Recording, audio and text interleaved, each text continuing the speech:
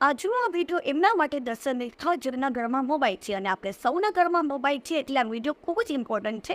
તેને સેવ કરવાનું અને શેર કરવાનું તો ભૂલતા જ નહીં. તમારો મોબાઈલ દર્શક મિત્રો ખરાબ તો નથી થઈ રહ્યો ને? એ પછી તમારા મોબાઈલનો ડેટા ચોરાઈ તો નથી રહ્યો ને? કેમ કે ઘણી વખત એવા લોભામાં એપ આપણને આવે છે મોબાઈલમાં કે એવી સ્કીમો આવે છે કે આપણે તેને ડાઉનલોડ કરી લઈએ છીએ, જેનાથી આપણો મોબાઈલનો ડેટા ચોરાઈ જાય છે અને મોબાઈલ ખરાબ પણ થાય છે. સાથે સાથે આપણા બાળકો પણ ગેમ રમતા એવા એપને ઇન્સ્ટોલ કરી લે છે.